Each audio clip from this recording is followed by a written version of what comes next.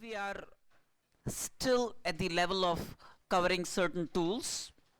Some of them might belong to a topic, but I will still look upon all of this as tools, and I would have to come back to most of these things with greater vigor, greater intensity, and communicate the depth to you. But as of now, some things, yes, I'll deal with very superficially with a little bit of a background and little bit of an idea, at least to the extent that we could learn our physics properly. To that extent, these tools in mathematics would be delivered to you. Now, coming to mathematics per se, it's like how the entire subject evolved. Like I might have told you this in the past, is like what a garment designer does. He designs clothes, he or she designs clothes and does not know who's going to wear those clothes, right? They are put up in stores and somebody finds a fit. And buys those. That's exactly the way the subject of mathematics evolves. While this guy who's, let's say, the exponent of a given area, given branch of mathematics, while he's doing things, he's puritanic about the approach. He develops it without taking cognizance of what it is aimed at doing eventually. And one such journey started during the evolution of numbers, when they had only real numbers in place, and all those, rational or irrational, could be located on the real number line. There was an origin, there was a region to the right of the origin, there was a region to the left of the origin, and within the precincts of that number line, all the conceivable numbers could be represented. And after all, again, what was so real about those numbers? Nothing real, nothing real. Those also, they were not God sent. They were also synthetic, based on a certain need. They started defining certain things, and these numbers descended upon us as real numbers. Now, one such thing that struck this gentleman long time ago was, all right, if I had an equation of the kind x square plus 1 equal to 0, and I have these set of real numbers known to me. All the numbers known to me till this point were real numbers, those that I could locate on the number line. And then he said, if there is an equation x square plus 1 equal to 0, what's the real number that I know of that will satisfy this equation? And he found none. There was no real number known until then, or defined until then. I mean, there is nothing about knowing a real number. It's about, again, defining numbers. We have defined them that way. That entire classification is about definition. It's not about knowing. So then x square plus 1 equal to 0 said the numbers that we have defined till that point. The numbers that we had defined until that point, and we called them real numbers, not a single number satisfied this equation, x square plus 1 equal to 0. So he said, all right, which means about time we started to define a new set of numbers, right? On the premise of this equation, I'm going to now define a new set of numbers. To begin with, an equation that satisfied this, a number that satisfied this equation was referred to as I. X equal to I. So now a new paradigm of numbers started. A new story, new saga of numbers started, where they said, all right, something that satisfies this equation would be referred to as I. That means I square plus 1 would be 0. Such would be the definition of I. Such would be the definition of I. That means I in principle would be square root of minus 1, which was not within the jurisdiction of known real numbers.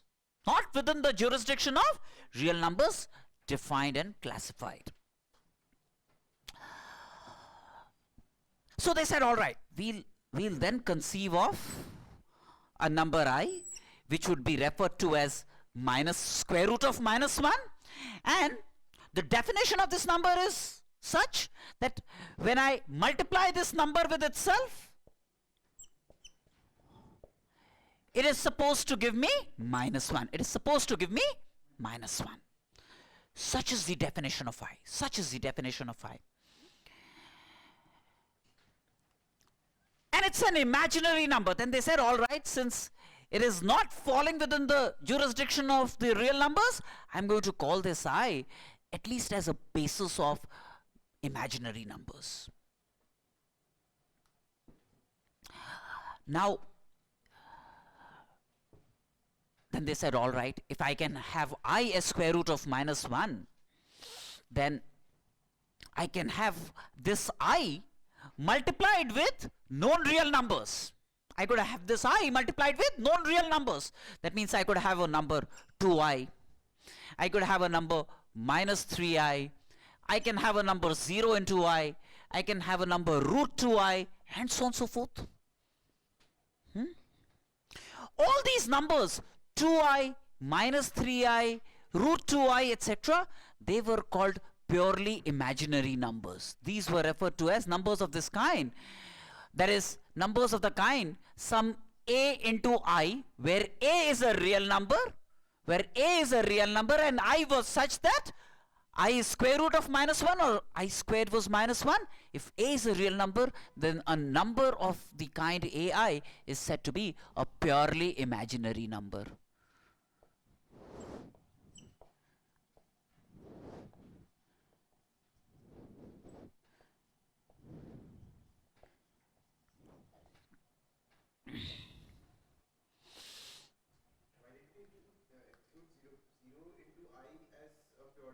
No, see, have I included that within this? Because this is not purely imaginary, this is 0. It doesn't have traces of I in it. If I actually carry out a multiplication, 0 into I would be 0. And see, that's why I included within the circle only these three and not this. I was in general talking of ai, where a is not 0. Where a is not 0 and could be any other real number, then ai would be referred to as a purely imaginary number, right? And then I could have, in combination with other real numbers, I could start with a family of numbers of the kind x plus iy. I could start with a family of numbers x plus iy, where x, y are real numbers, where x and y are real numbers. Then a number of this format, a number with this look, will be referred to as a complex number z, would be referred to as a complex number z.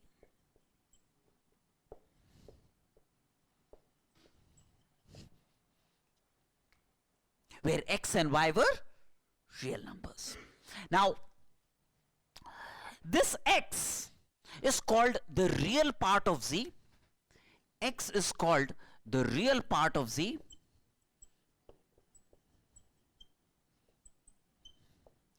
This y is called the imaginary part of z.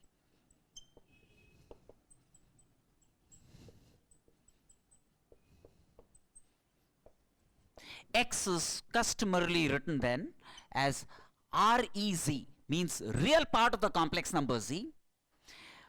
Y, which is in a certain sense coupled with I, y which is coupled with I is the imaginary constituent, I is the imaginary constituent, y which is coupled with I is called the imaginary part of z. It is written as IM, or the imaginary part of z.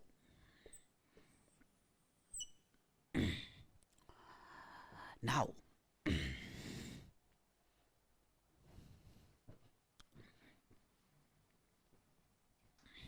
Can I wipe this off?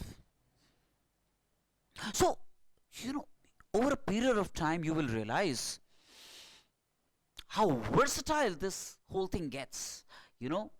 This entire business of square root of -1 and its combination with other real numbers, producing a myriad numbers of the kind x plus iy, is more potent than anything that one could conceive of in the current day world, with all kinds of technology, engineering, etc. And you'll realize, but then when it was conceived of, the person who came up with this idea of complex numbers had no clue that it's going to become the linchpin, it's going to be the most potent thing in the world of technology, and so on and so forth. But like I said, that at that point of time, he was just a designer of this garment, and he had no idea, no clue where it would find an application. Now, coming back to this, like I said, eventually all numbers that we are thinking of would be of this form. If y is 0, then z would be a purely real number. Z would be a purely real number x. If x is 0, then z would be a purely imaginary number iy. Right? So, all real numbers also became subsets of numbers of this kind. Right? Because if you put y equal to 0, z is x, which is a real number, and all real numbers therefore were only subsets of numbers of this kind. Because the moment you put y equal to 0, x could assume all possible real values, giving me z as a real number. So all real numbers were actually then subsets of numbers of this kind. Therefore these numbers, which came much later, constitute the apex of that classification of numbers. Right?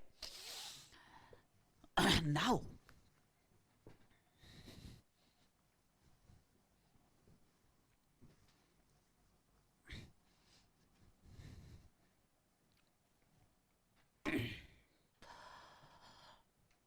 eventually, if I have a number z, which is 2 plus 3i, then it has an ordered pair 2, 3, which constitutes this number z, isn't it?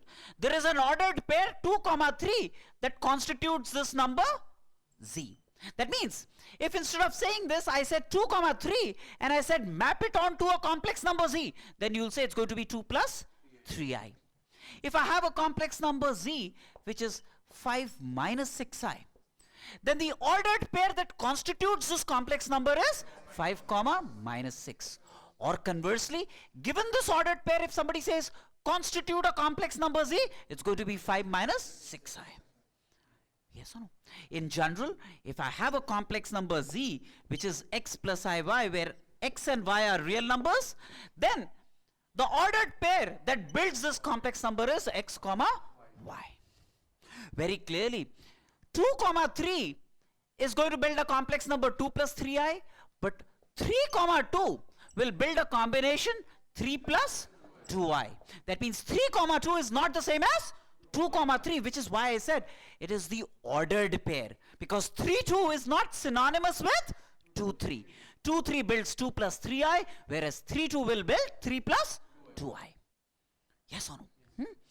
So eventually, every complex number is essentially an ordered pair x comma y from where it emerges. Right? Now that I understand that a complex number is simply an ordered pair x comma y, it would make sense to give it a representation in the xy plane. I can then give the set of complex numbers a suitable befitting representation in the xy plane. Now, how do I do that?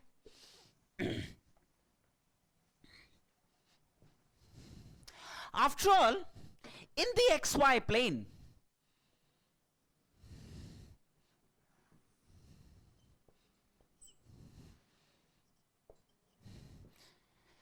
every point has an x coordinate and a y coordinate. Say for example, this is 3 comma 1. for example, right? And therefore, one could mentally convert this point into a complex number. What complex number can it be converted into? 3 plus I, right? If there is a number 4 comma 2, what complex number can it be mapped to? 4 plus 2i. If there is a number minus 7 comma 3, what's the complex number that it could be mapped into? Minus 7 plus 3i. Which means now this xy plane offers us a field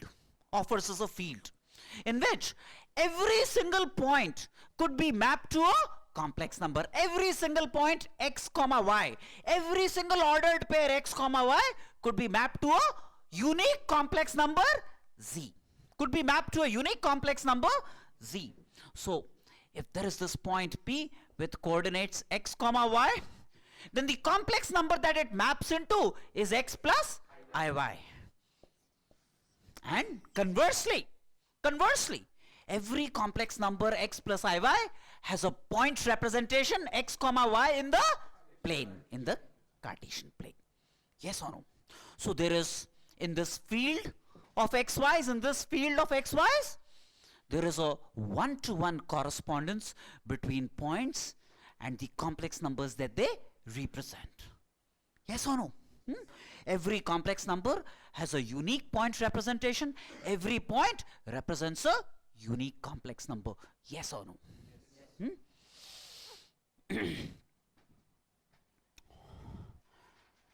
Very clearly then, if I have two complex numbers, z1, which is x1 plus iy1, and z2, which is x2 plus iy2. If there are two complex numbers, z1 which is x1 plus iy1 and z2 which is x2 plus iy2, and I happen to make a statement of this kind, z1 equal to z2. I happen to make a statement of the kind, z1 equal to z2. What it means is, if two complex numbers are equal, it must be that the same point in the plane represents these complex numbers. Yes or no?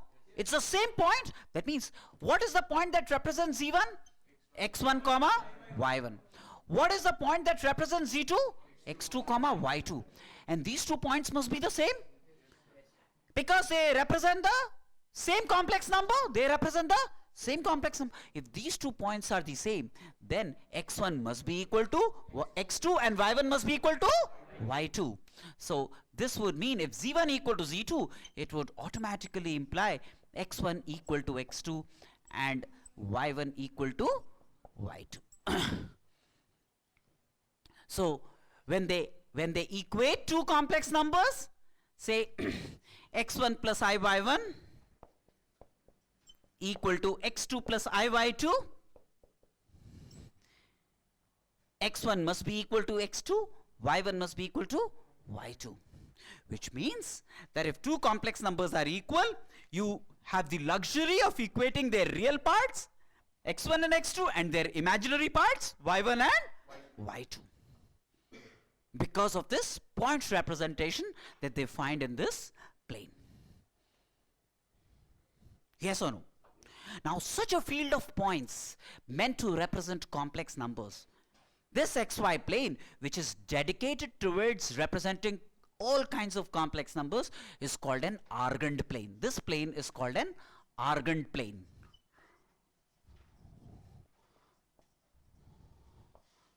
This is called an Argand plane. All right. Now, geometrically, you understand, if x1 plus iy1 is equal to x2 plus iy2, then equating x1 equal to x2 and y1 equal to y2 is about the same point representing both z1 and z2. And that is enough rationale for us to go ahead and say x1 equal to x2 and y1 equal to y2. Geometrically, therefore, it makes sense. But let me also give you an algebraic way of establishing that x1 must be equal to x2 and y1 must be equal to y2 in the event two complex numbers are equal. Let's see how to go about doing that. Right? Geometrically, all of you comprehend why x1 must be equal to x2 and y1 must be equal to y2 in the event z1 is equal to z2. However,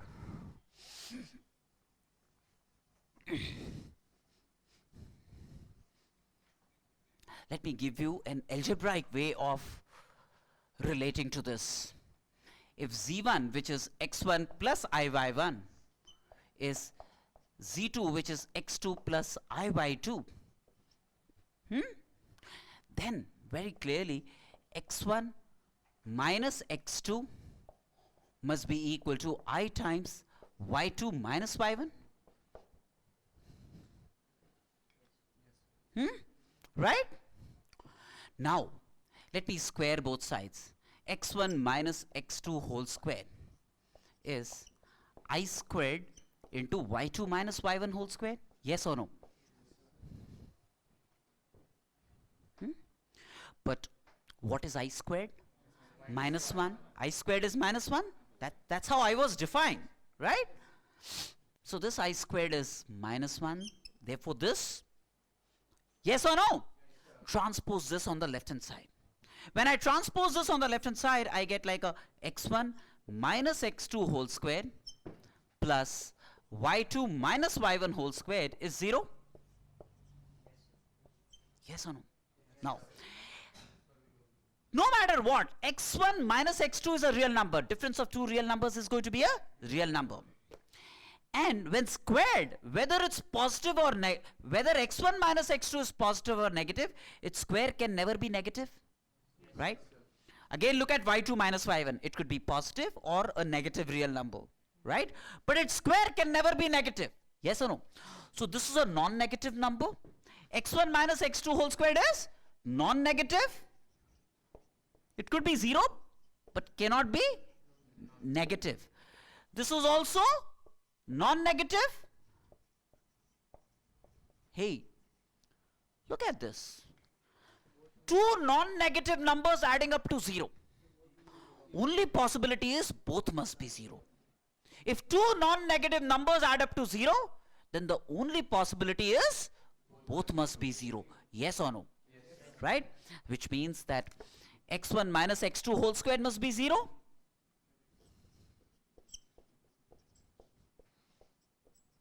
Causing x1 to be equal to x2. And y2 minus y1 whole squared must be 0. Causing y1 to be equal to y2. Which is the algebraic rationale of equating real and imaginary parts of two complex numbers.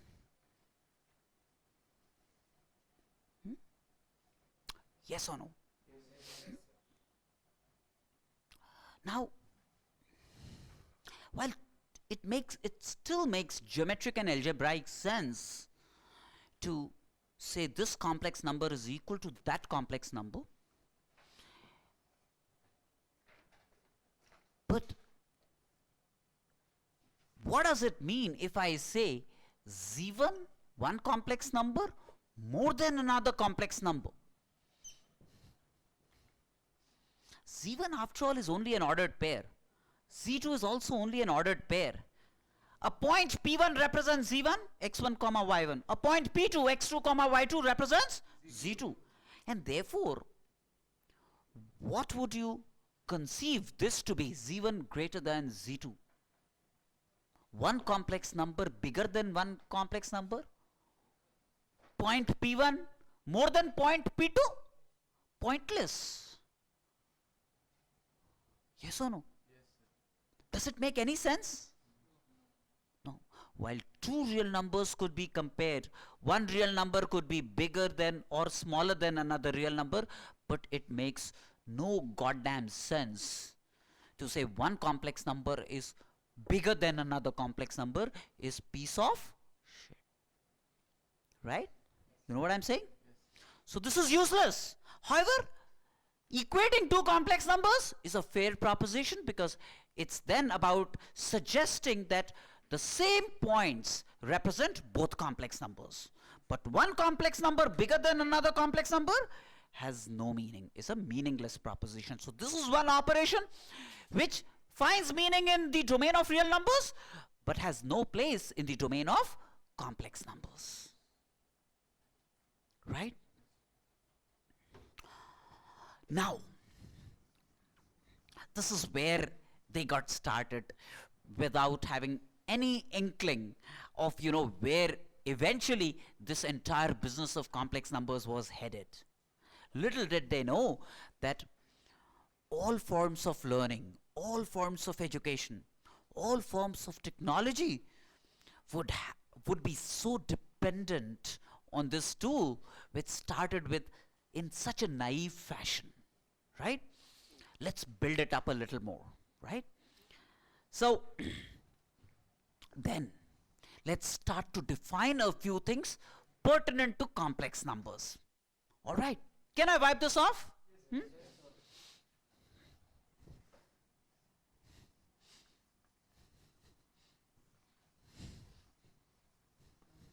Yes, please.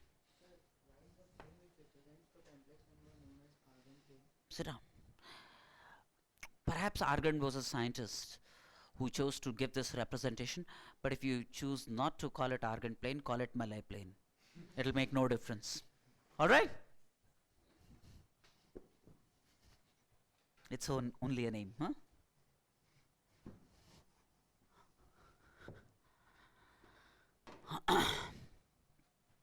Now, z is a complex number, x plus iy, where, like I said, x and y are real numbers.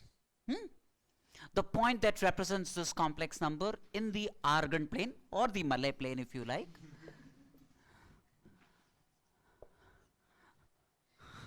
for the consumption of this class, call it any plane. All right? In school, just be careful. All right? So the point that represents z is this, and it has coordinates x comma y. This point represents z, which is x plus iy. This is the origin of coordinates. This is the origin of coordinates, right? This number is 0 plus I into 0. This number is 0 plus I into 0. Its real part is also 0. Its imaginary part is also 0. Now, the point P that represents z is at a certain distance from the origin. The point P that is meant to represent the complex number z is at a certain distance r from this origin. All right? This r, the distance of P that represents z from the origin, is referred to as modulus of z and is written like this: modulus of z. Modulus of z is distance of P from the origin.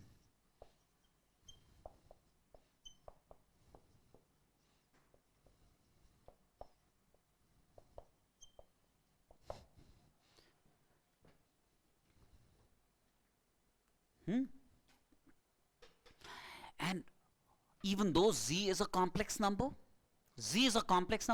its distance from the origin is real. So mod z is always real. Mod z is always real. Even though z could be complex at large, mod z will always be a real number. So this will always be real in the first place. Right? And evidently, distance of xy from 0, 0 is root x square plus y squared, yes or no? This length is going to be root x square plus y squared.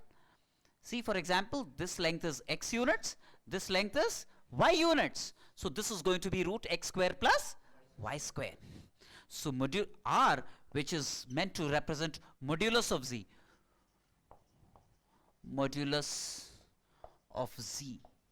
which is mod z, distance of z from the origin. This is like a z from the origin, and this is root x square plus y square. Right? So if I have a complex number z, which is 5 plus 7i, then what is mod z? So 5 comma 7 represents z, and the distance of 5, 7 from the origin is root 5 square plus 7 square. If I have a z which is minus 3 minus 4i, then mod z is going to be root x squared minus 3 squared plus minus 4 squared, which is 5. mod z and so, right? That's a distance of minus 3 comma minus 4 from the origin, right? So mod z is defined such, and will always be a real number, will always be a real number. Now, this P is meant to represent the complex number Z, is meant to represent the complex number Z, which is x plus Iy. Imagine that this is an object. Imagine that this point is an object. Imagine the x-axis to be a mirror. Imagine the x-axis to be a mirror.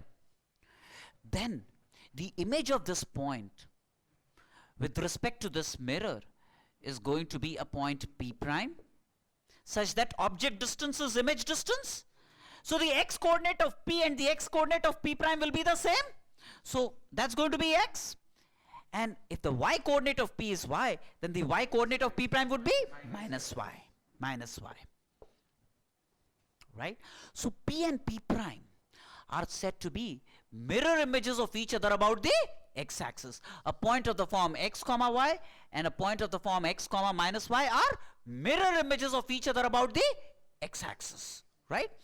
So, I mean, if this is the object, this would be its mirror image. If this is the object, this would be its mirror image if this was the mirror, right?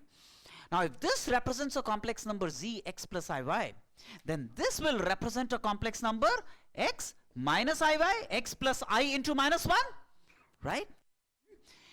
And this will represent a complex number x plus iy. These two complex numbers which are mirror images of each other about the x-axis. These two complex numbers x plus iy and x minus iy, which are mirror images of each other about the x-axis, are said to be conjugates of each other.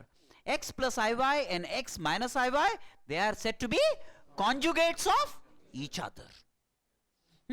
If this is referred to as z, then this is referred to as z bar, The z bar means conjugate of z, conjugate of z. This is z bar, which is the complex conjugate of z. And the complex conjugate of z bar will be z. So, if I said, if this is x minus iy referred to as z bar, perform another bar on that. That means I'm seeking the conjugate of z bar. And the conjugate of z bar will be z. So z bar bar will give me z. Right? So essentially both x plus iy and x minus, the conjugate of this is this and the conjugate of this is this. And geometrically they are mirror images of each other about the x-axis. Now, evidently, if this and this are conjugates of each other, if this length is r, what is this length? That's also r, because realize that this triangle and this triangle, they are congruent triangles, isn't it? They are congruent triangles, right? And so this length will also be r, and this would be distance of z bar from the origin, mod of z bar. That means mod of z is the same as mod of z bar. Mod of z is the same as mod of z bar.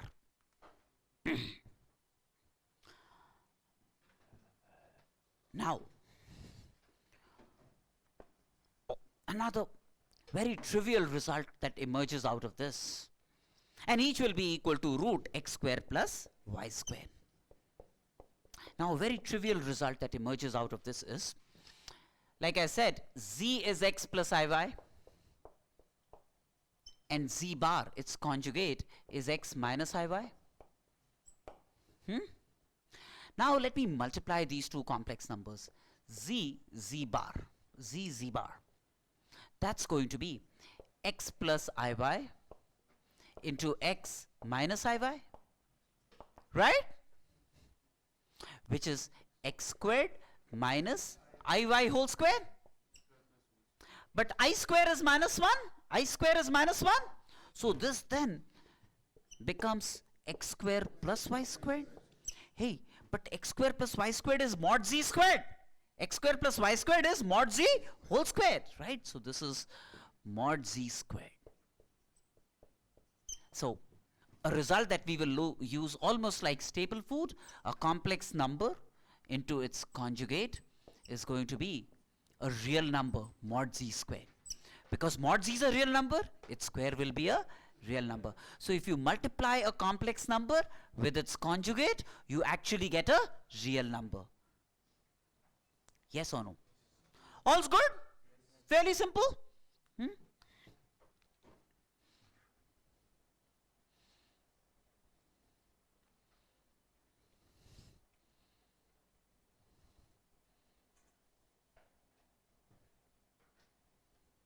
Shall we proceed?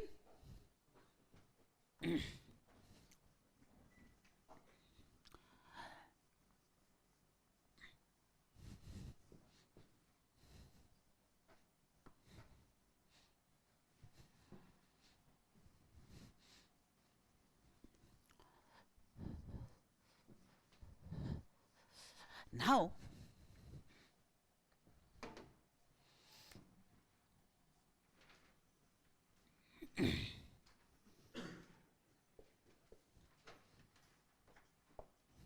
suppose there is a point P in general, x comma y, and it's meant to represent a complex number z, which is x plus iy.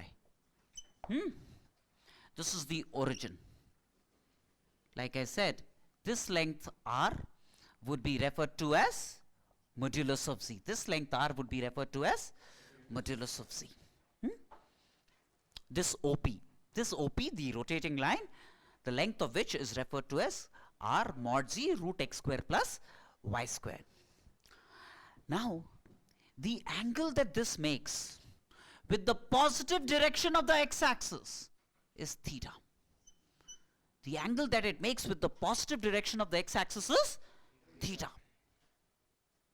That means, you know, let's say if I conceive of a rotating line OP in general, then to come to this state, the rotating line must have rotated an angle theta with respect to the positive direction of the x-axis, right? Now, the amount by which you must rotate the rotating line, starting from this point, which is theta equal to 0, this line is theta equal to 0, to theta equal to theta, then this theta is called the argument of the complex number z. It's called the argument of the complex number z. This angle theta is called the argument of the complex number z. Of z, which is written as arg z, argument of the complex number z. Starting from this initial line, which is theta equal to 0, right? This is an initial line which is theta equal to 0. The amount by which you must rotate OP so that you come to this point P, which represents the complex number xy, x plus iy, then this angle theta is called the argument of z. Yes or no? Now, to arrive at this point, I could have simply rotated an angle theta with respect to the positive direction of the x-axis, and the argument would be this theta. Or I could have rotated it by theta plus 2 pi, another 2 pi, then also I would come to the same point P representing the same complex number z. So if theta is an argument, then theta plus 2 pi should also be looked upon as an argument, because it will give me the same final position of the rotating line, OP. Theta minus 2 pi, if this was theta and I rotate 2 pi this way, that's going to be theta minus 2 pi. Theta minus 2 pi will also give me the same final position of the point P representing the same complex number z. So theta minus 2 pi will also be an argument. Similarly, theta plus 4 pi will be an argument. Rotate another 2 pi clockwise or minus 4 pi. This will also be an argument. So which means if theta is an argument of a complex number, then theta plus minus 2 pi, theta plus minus 4 pi, theta plus minus 6 pi, they will be all sanguine values of the argument of the complex number z. Yes or no? That means the argument of a complex number z is not unique. It can have multiple values. Argument of a complex number z can have multiple values, right? It can be theta, theta plus minus 2 pi, theta plus minus 4 pi, and so on and so forth. Yes or no? Right? So we then, in common parlance, say that argument is a multiple valued function. Argument is a multiple valued function.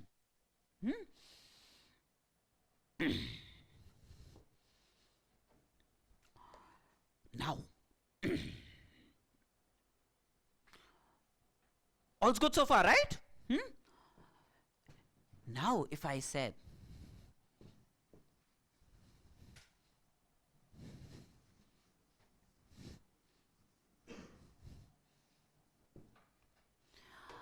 sitting in this part of the world, I want to communicate the argument of a complex number to someone sitting in some other part of the world, and why I want to be in sync with that person.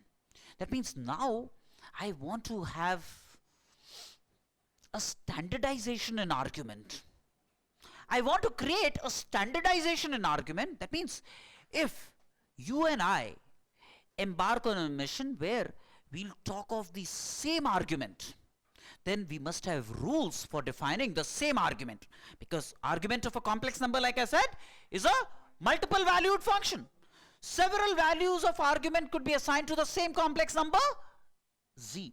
Yes or no? But in the event we want to create a standardization, that means you and I want to be able to, in a certain sense, even without communication, we want to be able to talk of the same argument z. Then what argument will it be? That's the question. Now, of the very many values of the argument of a complex number, there could be very many values of the argument of a complex number. Of all possible values of the argument of a complex number z, there would be, of all possible values of the argument of a complex number z, there would be one argument, that would be greater than minus pi, but less than or equal to pi. Of all multiple values of the argument of a complex number z, I can find one member in the set, theta, theta plus minus 2 pi, theta plus minus 4 pi, theta plus minus 6 pi. In this entire set, there would be one value that would lie in the interval minus pi to pi. There would be one value that would lie in the interval minus pi to pi. That value of the argument amongst myriad available, which belongs to the interval minus pi to pi, is called the principal value of the argument of a complex number. Of the very many values of the argument of a complex number, the one that belongs to this interval minus pi to pi is called the principal value of the argument of a complex number.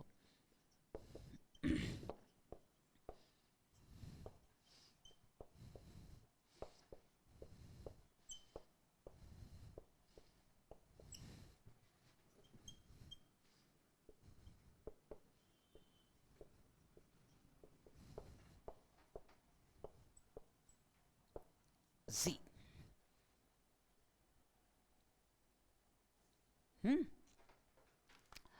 Let me illustrate this, what exactly I mean by this. Can I wipe this off?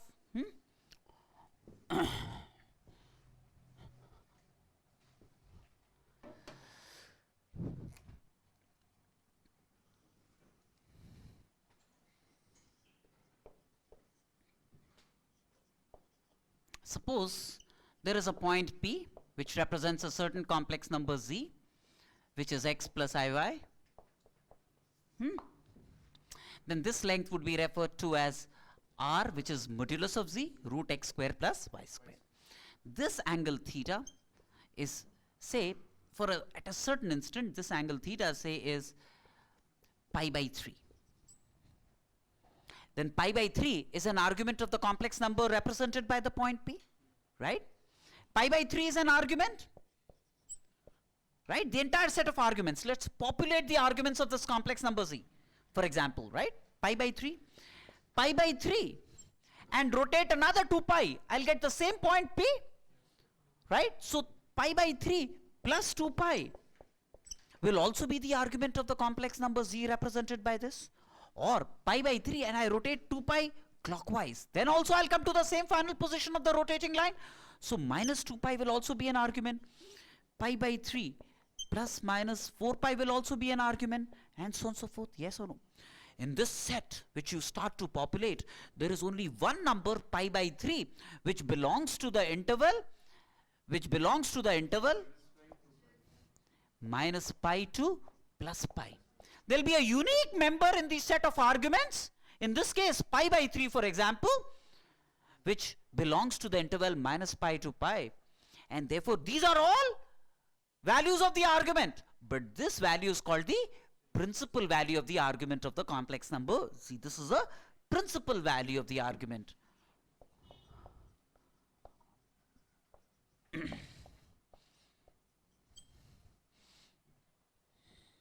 Because this is the only one which belongs to this interval. Yes or no? Yes. Suppose I have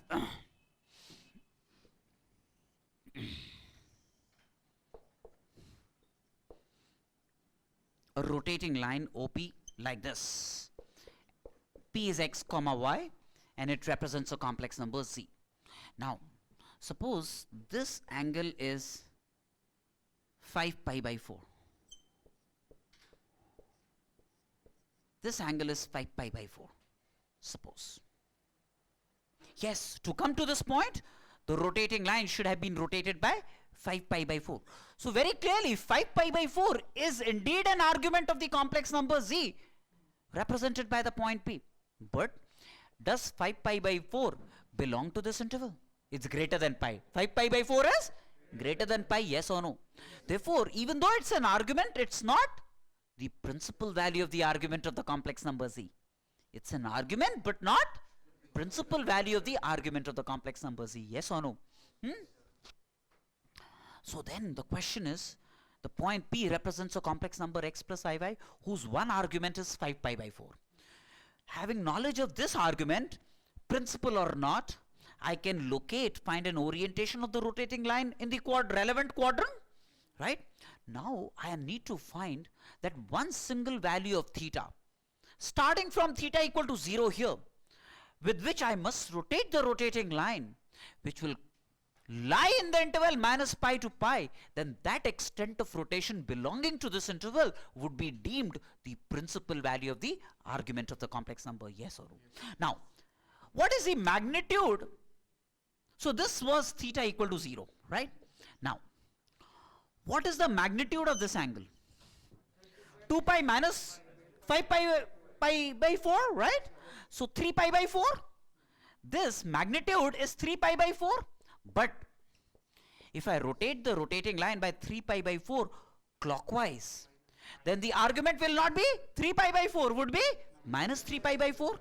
So even though 5 pi by 4 is an argument, minus 3 pi by 4 is also an argument of the complex number, because I could have rotated the rotating line by an amount 3 pi by 4 clockwise.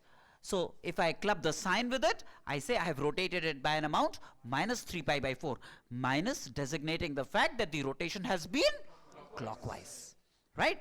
So to get to this point, this is one permissible rotation, right? Minus 3 pi by 4. And does minus 3 pi by 4 belong to this interval?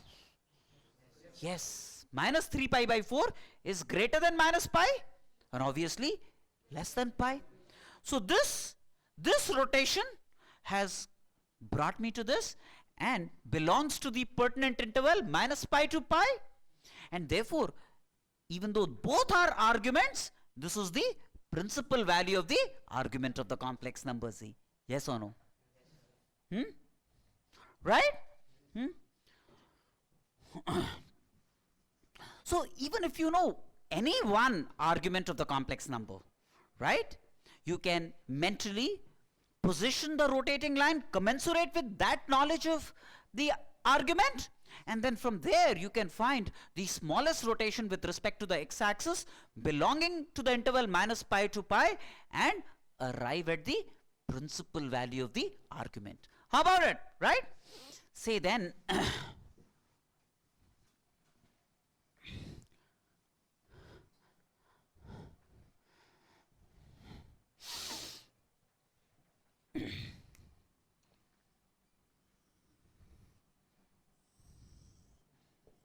suppose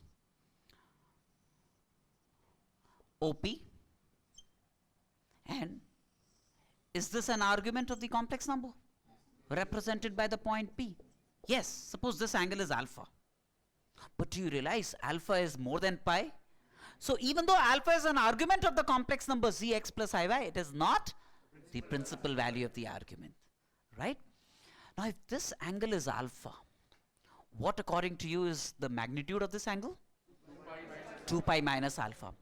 But this is clockwise. So it's not just going to be 2 pi minus alpha, it's going to get appended with a minus sign, minus of 2 pi minus alpha. Therefore, I can get to the point P by rotating alpha like this, which is one value of the argument, or minus of 2 pi minus alpha like this. Now this angle very clearly, minus of 2 pi minus alpha is greater than minus pi but less than pi. So for this, for a orientation given such, the principal value of the argument is going to be minus of 2 pi minus alpha, for example, in this case. So given any alpha, just position the rotating line commensurate with that alpha, and then play around with the angles either clockwise or anti-clockwise to arrive at an angle which will lie in the interval minus pi to pi and give you the same configuration, same position of the rotating line, and that one that belongs to the interval minus pi to pi, and will therefore redeem principal value of the argument of the complex number. How about it? Yes, please.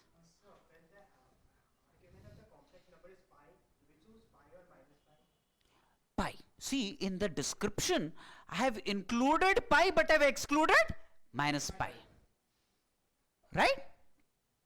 Principal value of the argument. However, minus pi and pi are both arguments, but the principal value is going to be pi.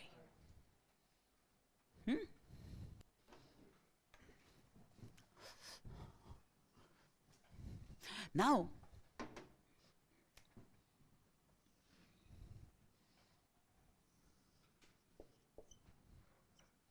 if there is a point P here on the x-axis representing a complex number z,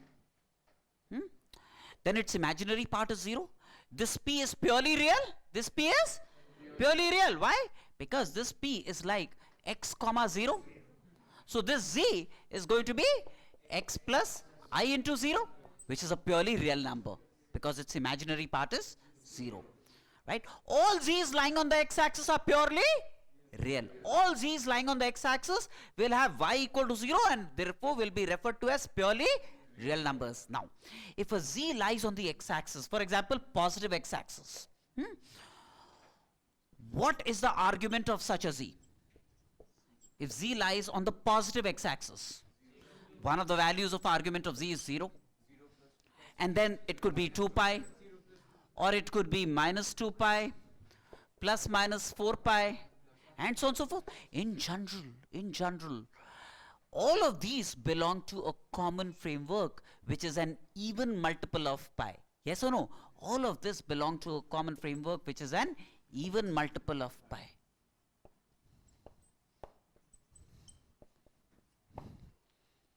Positive even multiple or negative even multiple.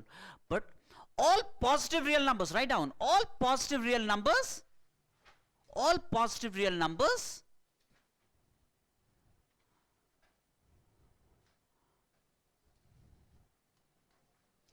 have arguments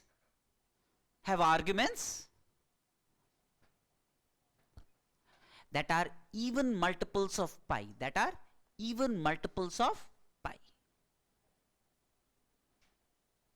right? But in this set, what is the number that lies in the interval minus pi to pi? 0. So if there is a complex number z, these are all acceptable values of the argument, but 0 is the principal value of the argument of this complex number z. Yes or no? Right? Now suppose there is a complex number z lying here. Say this is x comma 0. X in this case is negative. This is a negative real number. This is also a real number, x plus I into 0, but a negative real number. Right? It lies here. What's the argument of the complex number that P represents? Pi.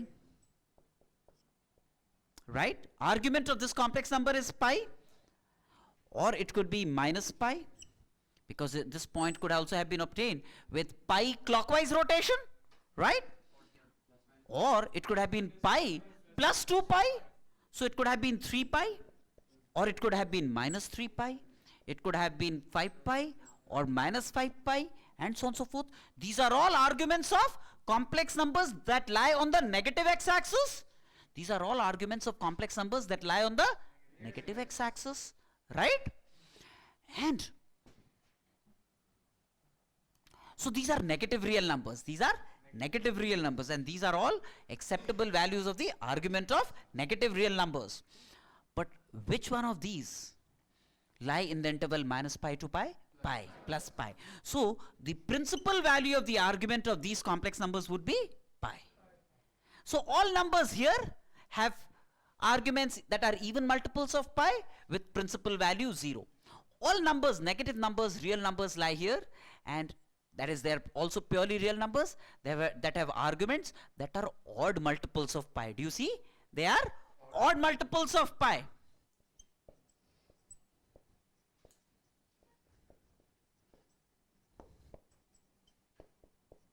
Plus minus 3 pi, plus minus pi, plus minus 5 pi.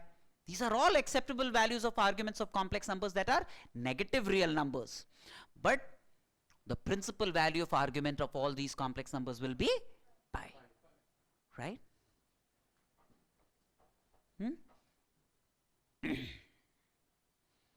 So, if you find argument of z is an even multiple of pi, what conclusion can you draw about z? Z must be a positive real number. If you find argument of a complex number is an odd multiple of pi, what conclusion can you draw? This must be a real number, but a negative real number. Z must be a negative real number, Z must be a positive real number, right? Now, what is this complex number? 0. 0 plus I into 0. Right? That's neither positive nor negative. What then is the argument of 0? What then is the argument of 0? Mod 0 is 0, because distance of 0 from 0 is 0.00. Right? What is argument of 0? Argument of 0 is undefined. Argument of this point is undefined. Argument of 0 is undefined.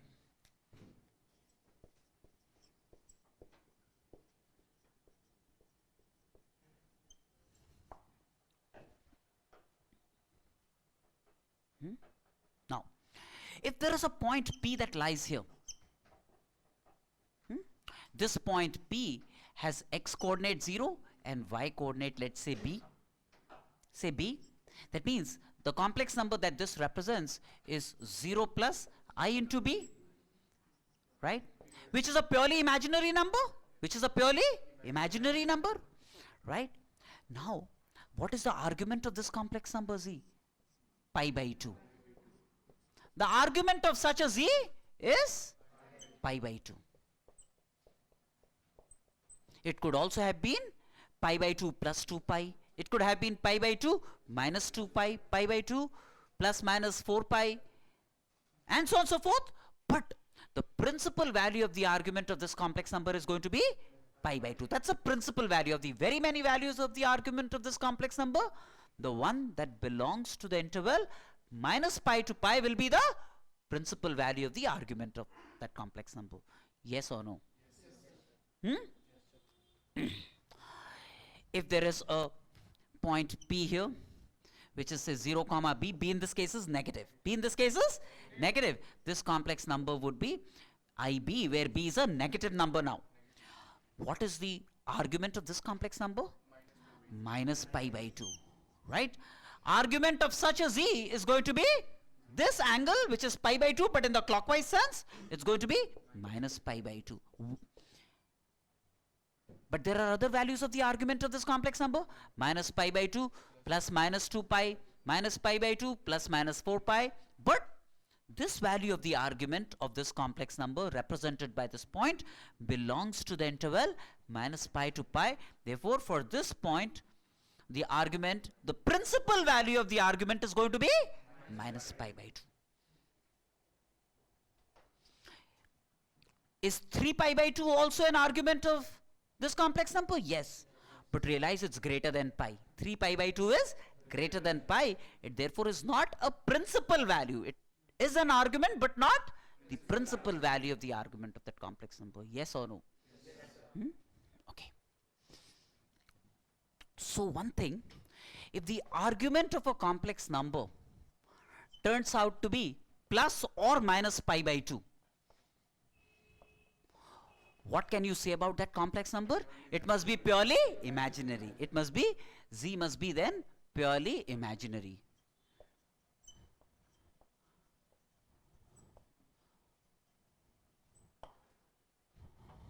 Yes or no?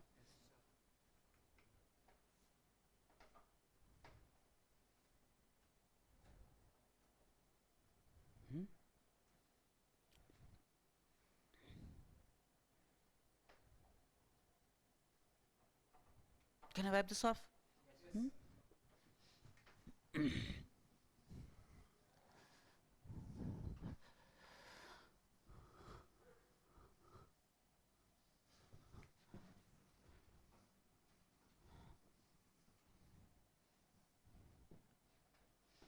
Some things that you should be able to prove independently. If z1 is a complex number, say x1 plus iy1, and z2 is another complex number, say x2 plus iy2, right?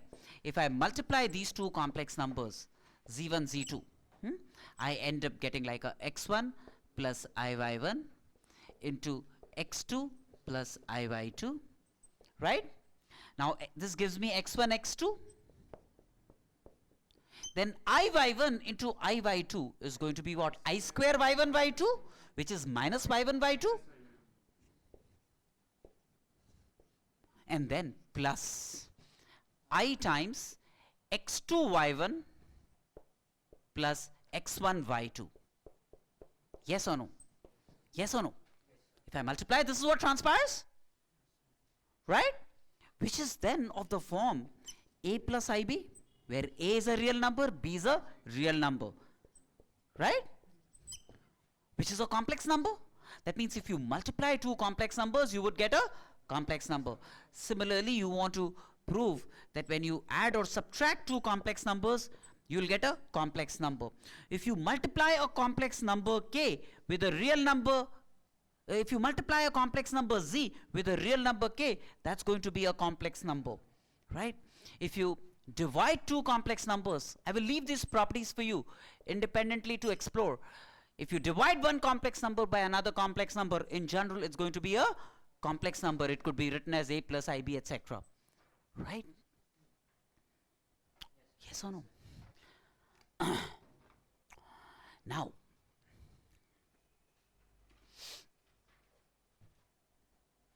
tell me if I should proceed now. All's good? Now there are three things which I will tell you without proof, at least for the time being. Promise to come back to it with more authenticity when the time is right. But as of now, a stopgap arrangement related to this, three results which I am going to share, which you must know right now, but we'll come back to these results when you are ready to understand them with a proof. Can I wipe this off?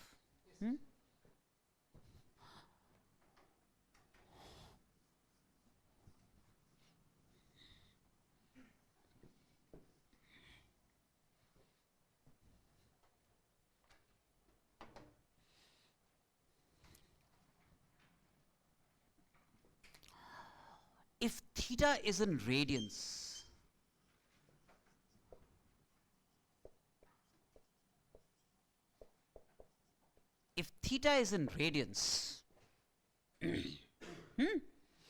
then cos theta and sin theta could be written as an infinite series. Do you all understand what factorial notation means? Yes, sir.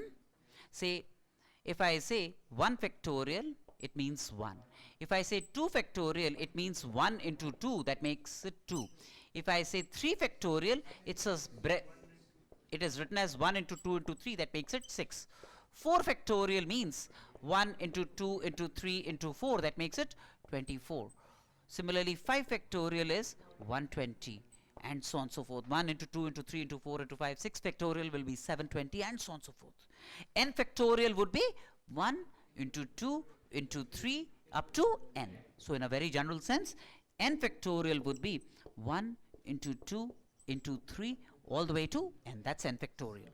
So we can represent n factorial as n into Yes, n yes, minus 1. yes, yes. So n factorial could be written as, see, this is 1 into 2 into 3 into n minus 1 into n. Yes or no? Right? Now if you multiply all the numbers up to n minus 1, that's going to give me n minus 1 factorial. So this is n minus 1 factorial into n. Yes or no? So n factorial is n minus 1 factorial into n. Do you all understand this? Okay. See, n factorial is 1 into 2 into 3 into n minus 1 into n. The product of numbers from 1 to n minus 1 is n minus 1 factorial. So that's n minus 1 factorial into n. Now, even though, yes please. Yeah, that's exactly what I'm coming to. Once I know this, let me plug in n equal to 1 on both sides. Let me plug in n equal to 1 on both sides. If I plug in n equal to 1 on both sides, 1 factorial is, this will become 0 factorial, right? 0 factorial into 1. But 1 factorial is 1. So 0 factorial then is defined as 1 factorial by 1, which is 1. That's 0 factorial. Down the line, we will get very generalized about this factorial notation also. Right now, we started by defining factorial notation for natural numbers. We included 0, whole numbers. Over a period of time, I will show you how factorial could be defined for negative numbers, how it could be defined for fractional numbers, and so on and so forth. But that's later on. As of now, if you understand factorial notation for natural numbers and 0, then that will suffice. Alright? So, the way we represent 3 factorial or 4 factorial as the product of the natural numbers that I can't represent 0 factorial that way. So the point is, that is not how it's defined. That's not how it's defined. It's not defined that way. But we'll generalize. Like I said, we'll come to that generalization using some integrations later on. It's too early to talk about that. That means we'll have a generalization of which these only become special cases. That is how we'll come to that. So right now, you're confused because I'm only dealing with special cases. But when I come to a generalization in which this becomes a special case, then you'll understand, okay, now this is what factorial actually stands for. Alright? So we'll have to wait until then. Okay? So all of you understand what factorial notation is.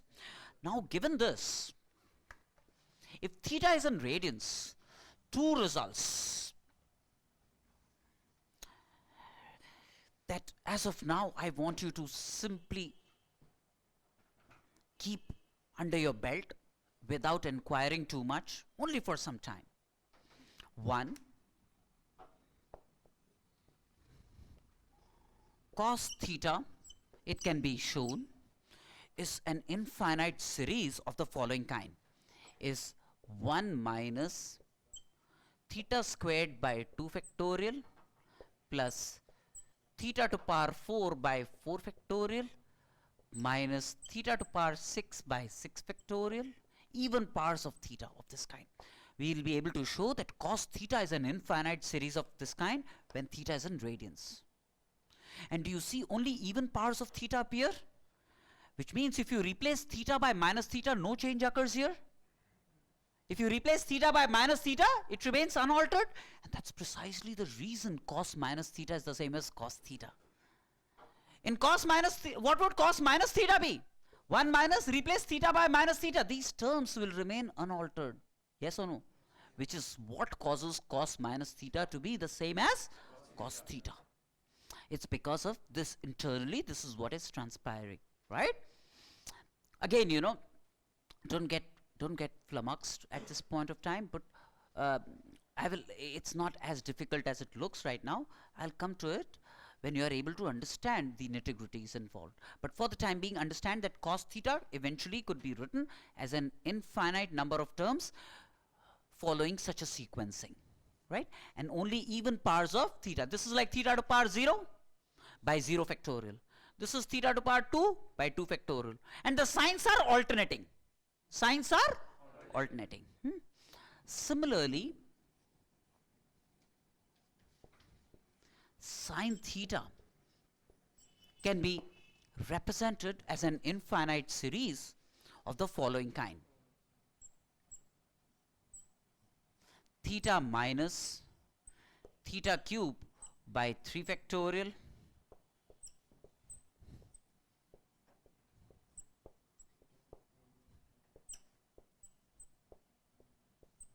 only odd powers of theta will appear here with signs alternating. So an expression of this kind was also present in calculus. Derivative of sin x minus. Okay. I don't know if I've used that anywhere. I've used this somewhere? Okay, that's all. Okay. So sine theta appears as odd powers of theta. That's the reason if you replace theta by minus theta, the sign of each term will change, causing sine minus theta to become equal to minus sine theta. And there is that one thing which rules the world, the number e. E is an irrational number.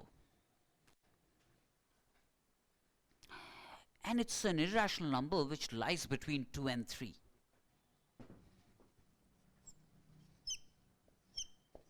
E is an irrational number lying between 2 and 3. And as of now, let's define E. That's how it is defined. E as 1 plus 1 by 1 factorial plus 1 by 2 factorial plus 1 by 3 factorial and so on and so forth. That's what E is. E is an irrational number lying between 2 and 3. Infinite number of terms of this kind, that's E.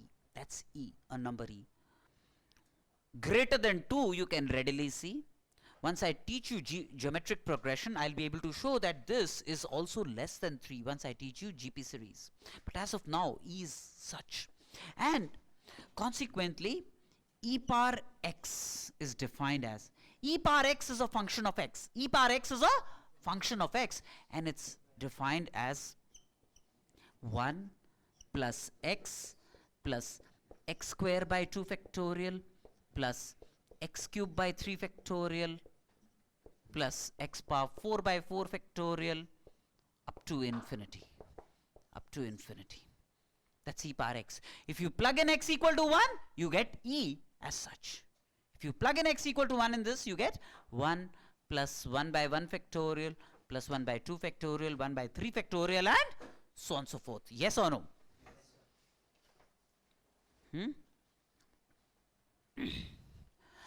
Now, can I wipe this off, the lower portion?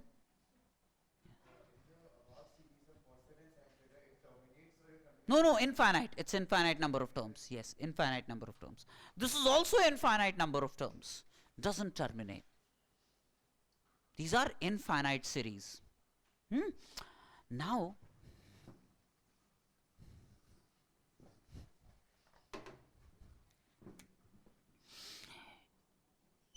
e power x, like I said, is 1 plus x square by 2 factorial plus x cube by 3 factorial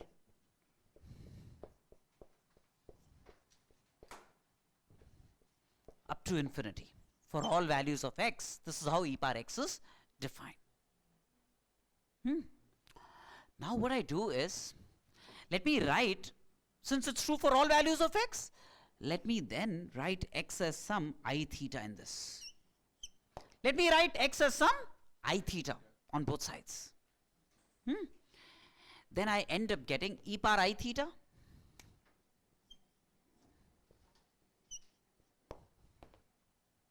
is 1 plus I theta, x is I theta. This will be I theta whole square by 2 factorial.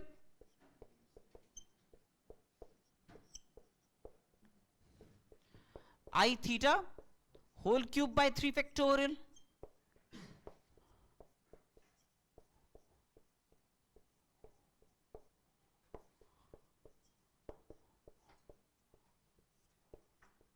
Up to infinity? Yes or no? Put x is I theta on both sides. Now, look at how the various powers of I are behaving. I squared is minus 1. That's how I is defined. Right? I cubed is I squared into I, which is minus I, because I square is minus 1. I to power 4 is I cubed into I, but I cubed is minus I, right? So this is minus I into I, and I square is minus 1, so this becomes plus 1. I to power 5 is I to power 4 into I, which is I, because I to power 4 is plus 1. Similarly, I to power 6 would be I square, which would be minus 1, and so on and so forth. This is how the various powers of I behaving, right? And what are the only values that they will assume? The various powers of I will assume values like minus 1, minus I, plus I, and plus 1. The various powers of I will assume only values like, you can check for yourself, minus 1, 1, I, and minus I.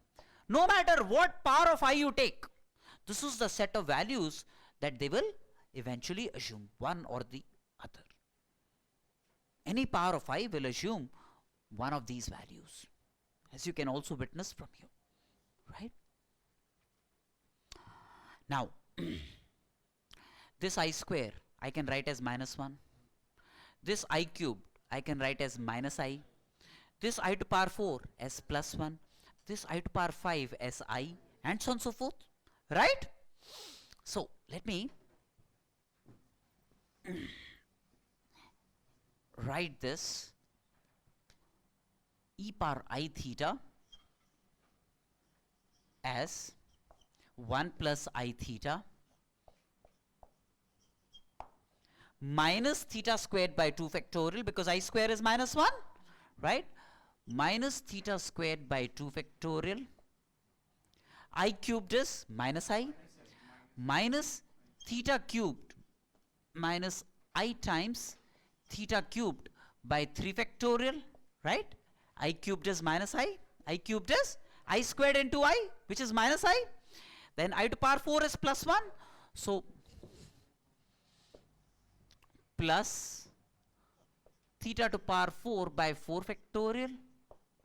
I to power 5 is I, because I to power 4 is 1, so I to power 5 would be I. So plus I theta to power 5 by 5 factorial.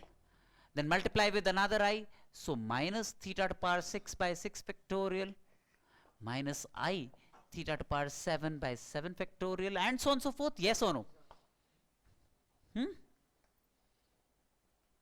So in this set of terms, there are i's or there are no i's. Yes or no? Some terms contain I, some terms don't contain I. Let's coagulate terms that contain I and filter out terms that don't contain I. Right? Collect them. Let's organize these terms. Okay? Now when I organize these terms, terms that don't contain I are 1, right? 1 minus theta squared by 2 factorial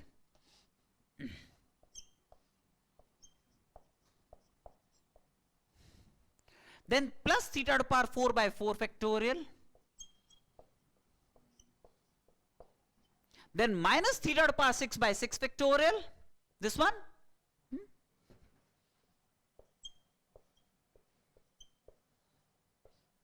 and so on and so forth. These are terms that don't contain I. Terms that contain I. This one, this one, this one, this one, and so on and so forth. So plus I times theta minus theta cube by 3 factorial plus theta to power 5 by 5 factorial minus theta to power 7 by 7 factorial and so on and so forth. Yes or no? Are you all fine with this? Hmm? So only the odd powers have the I. Only odd powers. And only even powers don't have. Right, right. This is how it's appearing, right? And what is 1 minus theta squared by 2 factorial plus theta to power 4 factorial? This, that is cos theta. Do you realize? This part is cos theta. What is this? Sin theta. So what is this? Cos theta plus I sin theta. Cos theta plus I sin theta. Yes or no? Right? So then we get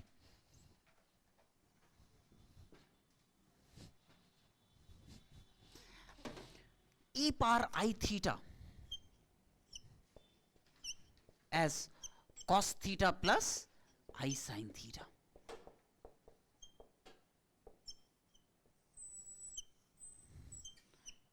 E power I theta as cos theta plus I sin theta. Yes or no? Now, by the way, this is called Euler's theorem. Not Euler, it's Euler. Euler's theorem. This is called Euler's theorem. E power I theta is cos theta plus I sin theta is Euler's theorem. Now, theta in radians.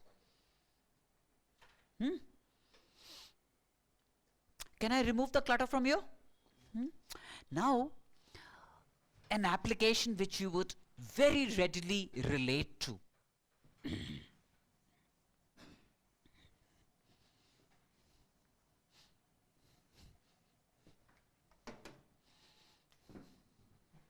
See, like I said, e power I of an angle will be cos theta I sin theta, right? Now, e power IA is going to be what? Cos A plus I sin A, right? E power IB,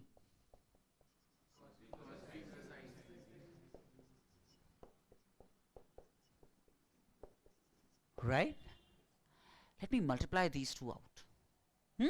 Let me multiply these two out. E power I, A plus B, laws of indices, right, is cos A plus I sin A into cos B plus I sin B. Yes or no? So far so good? Hey, e power I theta is cos theta plus I sin theta. E power I theta, where theta is A plus B. So can I write the left hand side as cos of A plus B plus I sin A plus B? Can I do that? Because e power I theta, e power I of London is cos London plus I sin London. Yes or no? E power I London is cos London plus I sin London. Yes or no? Yes. Right? Now, the right hand side, this is equal to this. Right? Now, I get cos A cos B. And I sin A into I sin B is I square sin A sin B. But I square is minus 1. So that's minus sin A sin B. So then this is like cos A cos B minus sin A sin B. Plus, now the terms that contain I when I multiply this out. Sin A cos B plus sin B cos A. That's the I term.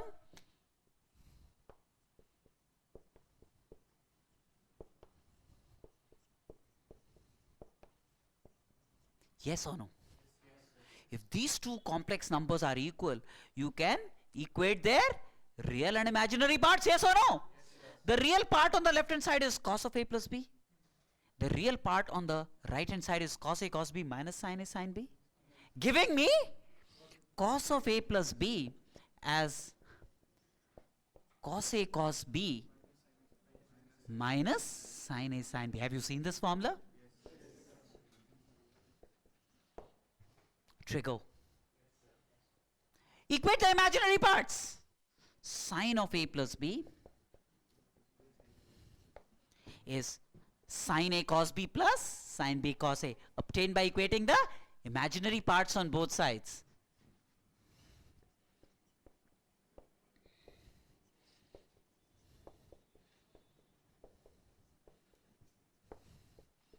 Yes or no? Hmm? So this is where we derive the sin A plus B formula from. This is one way of doing it. I can tell you 112.5 ways of doing it. So by 0.5. Some of them would be like a little shady, so I'll give them half. Euler's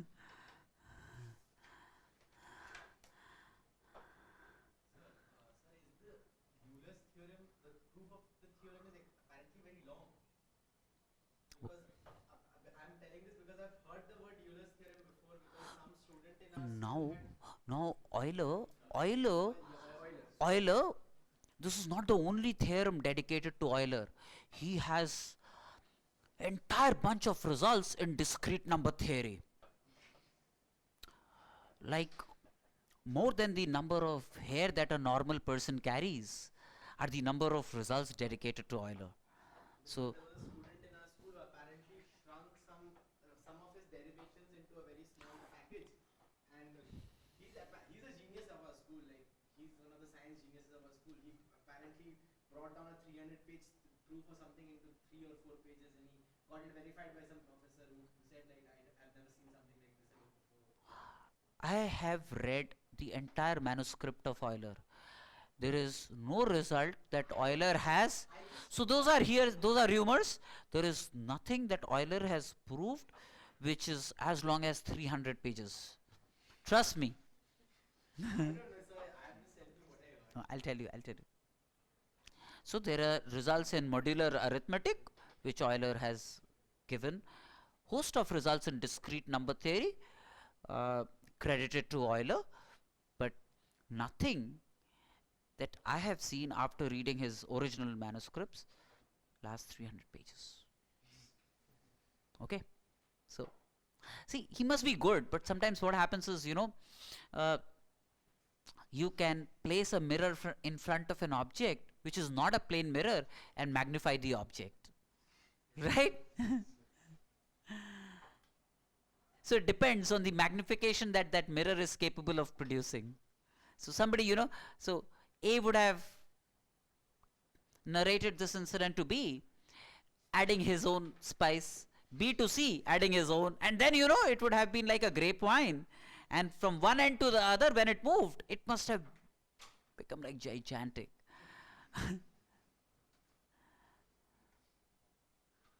Right? Do you understand this then? Hmm? No issues with this? Hmm?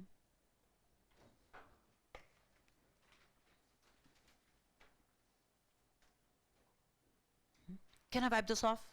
Hmm? Now,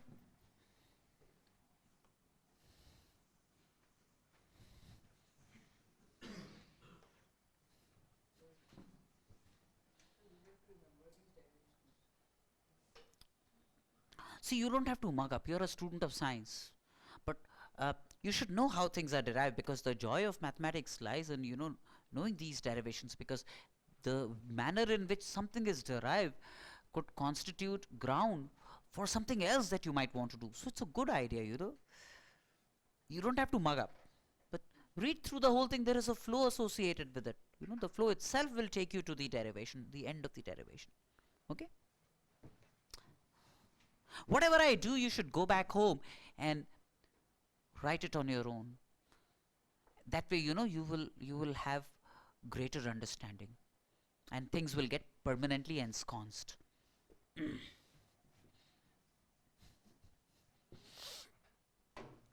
See, now coming back to the Argand plane.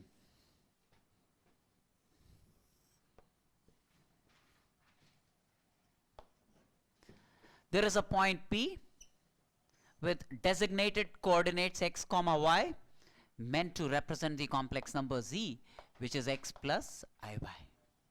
Right? This is the origin. This is r, which is meant to be modulus of z, which is a real number, which is root x square plus y square. Right? What is this supposed to be? Argument of z. This is supposed to be argument of z. Theta is argument of z. One of the values of argument of z. Now, r is the modulus of z. Theta is the argument of z.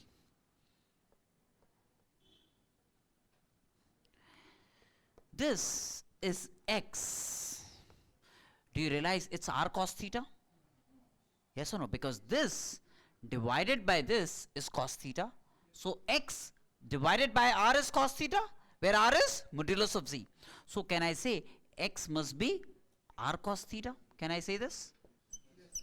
Right? This is y. Now this by r is sin theta. So this must be r sin theta.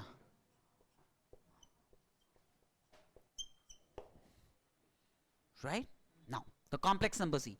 I write x as r cos theta, y as r sin theta, giving me z as, putting x as r cos theta, y as r sin theta. I end up getting r cos theta plus I sin theta. I sin theta. Yes or no? Where what is r? R is the modulus of the complex number z. What is theta? Argument of the complex number z. And it need not be the principal value. It could be any value of the argument of complex number z. See, if theta be any argument of the complex number z belonging to the set that I shared with you, cos theta will be the same irrespective of whether theta is principal or not. Sin theta would be the same because the final position of the rotating line for all those thetas is the same. So cosine and sine would produce the same output, whether theta is the principal value or not the principal value of the argument of z. They're in sync with me? So this complex number z can be written as r, which is its modulus, cos theta plus I sin theta, where theta is the argument of the complex number z. This form of representation of the complex number in terms of its argument theta is called the polar representation. This is called the polar representation of a complex number.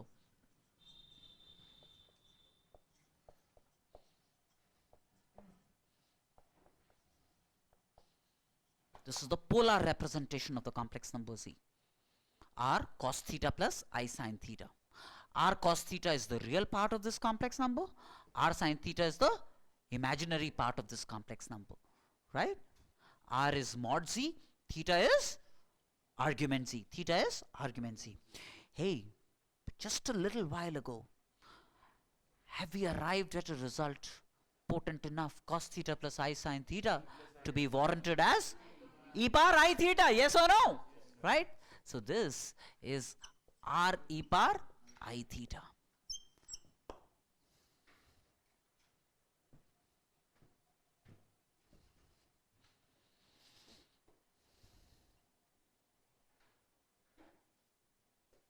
Got me? Okay. This represents the complex number z, which is x plus iy. This length is r, which is modulus of z, root x square plus y squared. This is theta, which is argument of z. May or may not be the principal value. Couldn't care less. This length by this length is cos theta. So this length by r is cos theta. So this must be r cos theta. Similarly, this by this is sin theta. So this must be r sin theta. Now the complex number z is x plus iy. X then is r cos theta, replacing y by r sin theta. R cos theta, y by r sin theta. I get this. I take r common. But cos theta plus I sin theta is e power I theta. That's Euler's theorem. So that's r e power I theta. right? So which means any complex number z can be written as r e power I theta, where what is r? R is the modulus of the complex number z. What is theta?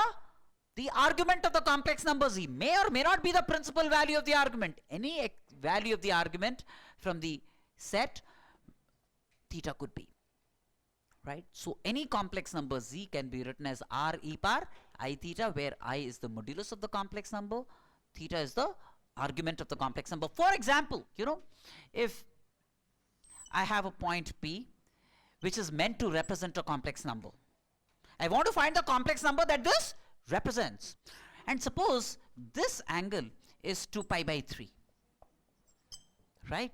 And suppose this length is 5 units. Then for the complex number that P represents, what is R? 5 units? R, which is the modulus of the complex number Z, is 5 units. What is theta? 2 pi by 3, that's the argument of this complex number.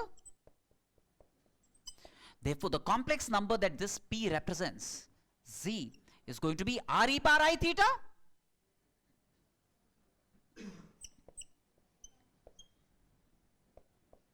Where what is R? 5 units in this case.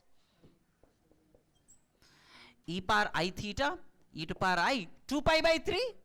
Theta is the argument of this complex number. So 2 pi by 3, yes or no?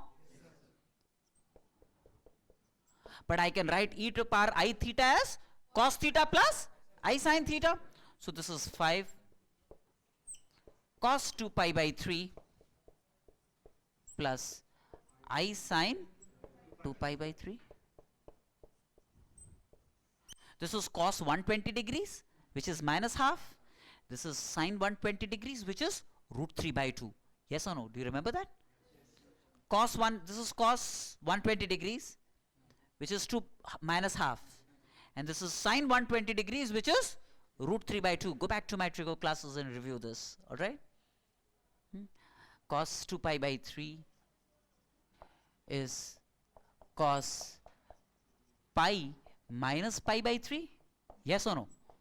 2 pi by 3 is, but cos pi minus theta is minus cos theta. Right? Cos pi minus theta is minus cos theta. This is cos 60, which is half. So this is minus half.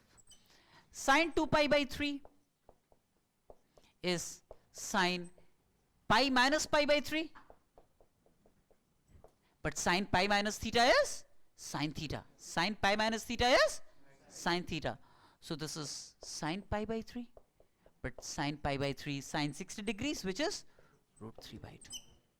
Yes or no? So this is 5 minus half plus I root 3 by 2. Yes or no? That's a complex number Z, which is minus 5 by 2 plus 5 root 3 by 2 I. Yes or no? So then for the point P, what is the x of that point? Minus 5 by 2. What is the y of that point? 5 root 3 by 2. Yes or no? Do you all?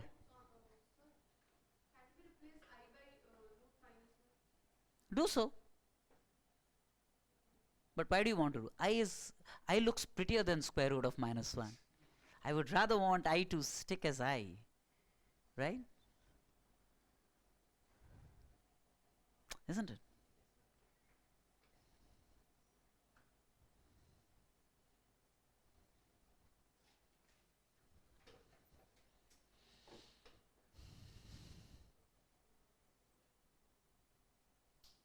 Can I wipe this off?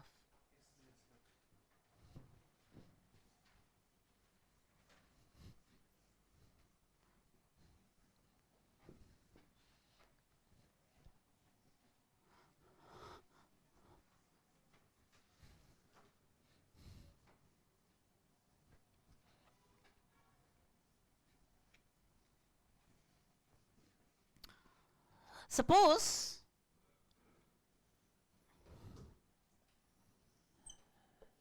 there is a point P that is meant to represent a complex number z. It has coordinates x comma y, right? This would be the r, which would be modulus of the complex number z. Yes or no? This theta would be the argument of the complex number z. So this z, like I said, could be written as r, which is its modulus, e power I theta. That's the Eulerian representation of this complex number, right? Now, look at its conjugate, p prime, which I said is z bar, which is the mirror image of p about the x-axis. Now, do z and z bar have the same r? Yes.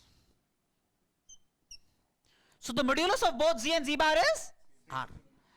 If the argument of this is theta, what's the argument of this? Minus theta. That means for z bar, the modulus is r, but the argument instead of being theta is minus theta. So z bar then is same r, same modulus, but instead of theta you have minus theta. Yes or no? So z and z bar differ only in the sign of the argument, differ only in the sign of their arguments. They have the same r, that is the same modulus. Same r, that is the same modulus. Yes or no? No issues with things so far? All's good? No confusion at all?